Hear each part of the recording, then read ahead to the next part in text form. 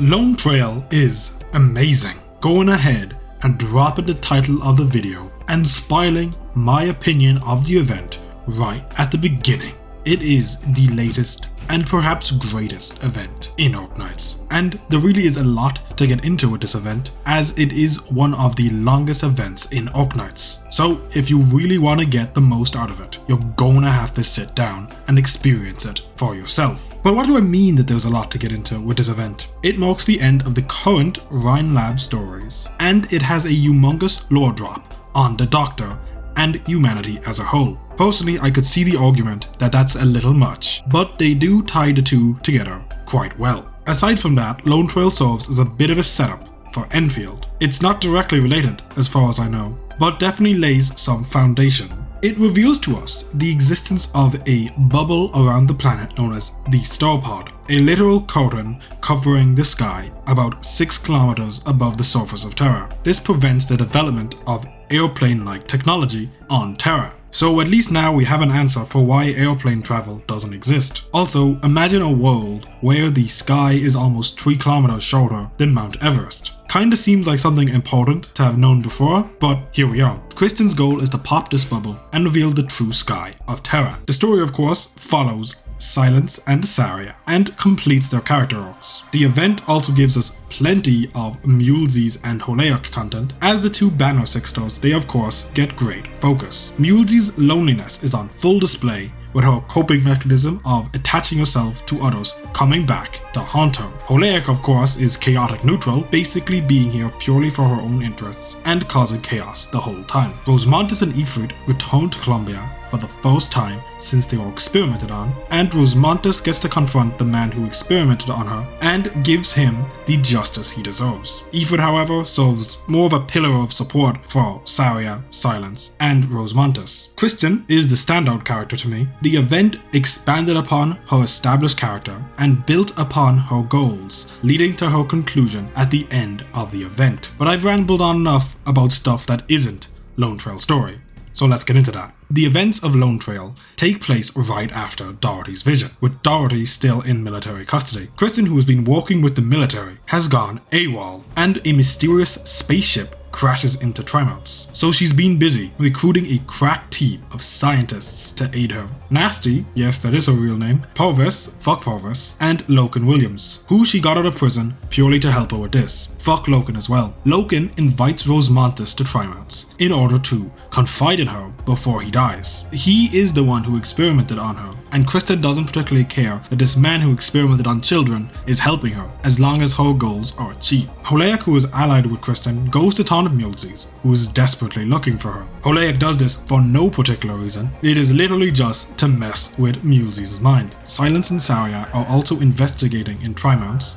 and during this process, Silence gets some new drip. The military, who recruited Ferdinand, are desperate to find Kristen. They have given her quite a bit of money and would like a return on investment. The investigation of Rhodes Island, aided by Mulesys, eventually leads them into conflict with the military. Holeak also tries to kill Silence during this time. Mulesys does manage to save her, but Holeak did it just for the fun of it, so she doesn't actually attempt to push the subject any further. The military, desperate to stop the vice president from getting involved in the incident, plan to assassinate him. Pretty extreme jump, but cool. Ifrit, Saria, and Mulesys manage to prevent this, but in the aftermath, Saria gets shot in the head by a sniper. She does manage to protect Silence and Ifrit during this, and because it's Saria, she just gets better. Mulesys reveals the history of the elves to the Doctor. She is effectively the last member of her race. There are others, but they are so distant to her that she cannot feel at home with them, and she hoped that Rhine Labs could give her this home. Kristen had promised her this when Mulesys had joined Rhine Labs. The Doctor doesn't know it yet, but they do have quite a lot in common. The Doctor realizes where Kristen is, but before Rhodes Island can get there, they need to meet with Tin Man, Holeak's old boss. Holeak, however, has torn his head off, and the Doctor would have quickly joined him, but manages to escape unharmed because Mulesys acted as him as a water clone. Rhodes Island, Saria, and the military all converge on Kristen's location around the same time. Holeak holds off the entire military assault by herself until Saria shows up, handily defeating her. Following this, Rosemontis confronts Loken, where he confesses his crimes to her. This drives her into a murderous rage, where the military is once again embarrassed by a single enemy girl. Luckily, Ifrit calms her down before it's too late. Loken wants Rosemontis to remember him, as that will ensure his life has meaning. Rosemontis, however, gives him the justice he deserves, refusing to record anything about him other than the fact that he is a criminal, a fitting punishment for one who desires to be remembered above all else. The Doctor and Mulesies discover a sarcophagus inside of Kristen's base, the exact same type of sarcophagus that the Doctor was in at the beginning of Arknights. As well as this, a replica of Mulesies' lab has been built by Kristen. This causes Mulesies to choose to side with Kristen from here on out, abandoning the Doctor and Saria. Kristen then launches her spaceship, known as Hammer, into the sky, creating quite the spectacle. The Ark, an energy storage facility, begins charging the Hammer for its ultimate goal of splitting the starpod. Silence and Saria meet up just around this point. Finally, having a bit of a heart-to-heart, Silence confesses to her that she in fact looked up to Saria, but relied too much on her and would now attempt to resolve things on her own. Saria confesses to Silence that even now, she would have chosen to start Rhine Labs with Kristen if she was given the chance, even knowing the suffering that would create. Silence goes to the Ark to put a stop to it, while Saria, with the aid of Ferdinand, heads for Hammer. Unfortunately, despite her best efforts, Silence fails to stop the Ark from charging. At least Purvis dies during her attempt, and Ifrit is there to get Silence out of her depressive period, so Silence will be fine. Calton and the Doctor head underground, where they are attacked by Holeak. She tries her best, but the Tin Man stops her. The duo then meet with the Preserver, an ancient AI who oversees hundreds of thousands of sarcophaguses. The Preserver reveals to us that the Doctor is an ancient, a human over 13,000 years old. Calton is also revealed to be an artificial human known as Amma 10. She's around 10,000 years old. The Preserver, Friston, sacrificed its own life and all of the Doctor's kin in order to power Kristen's hammer. The Doctor during this is forced to confront his memories, with the final memory he is confronted with being of Teresa. The development to the Doctor's character is pretty interesting, as it seems they are trying to move away from them just being a self-insert. In comparison, Calcid is less interesting, but she does get to receive this pretty great line that made me think of JJK. The lore drop ends with the gang rushing for the exit, with Holeak getting the memories of Friston, using it as a bargaining chip to join Rose Island and protect herself from Columbia. Saria, after infiltrating the hammer, comes face to face with Mulesies. Mulesies almost succeeds in drowning her, except Kristen alters the gravity of the hammer to get Mulesies closer to the escape pods and locks her out. Mulesies takes this rather poorly, as she believes this is Saria and Kristen abandoning her. Although both care for her, this is something that needs to be settled between the two of them. Kristen's goal is to shatter the starpod and reveal the true sky. Saria believes that this is a dangerous decision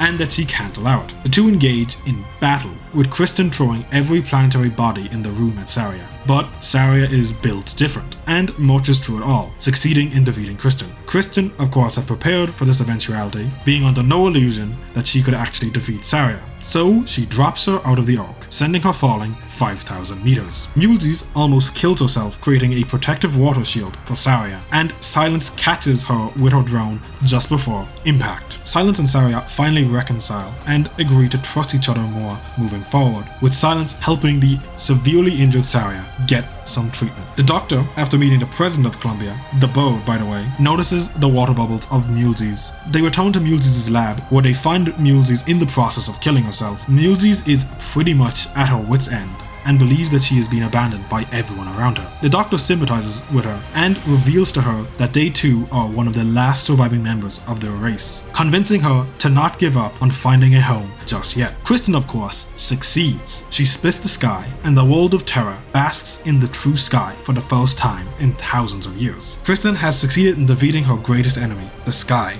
The thing she hated the most has been overcome. For the second time in her life, she feels alive.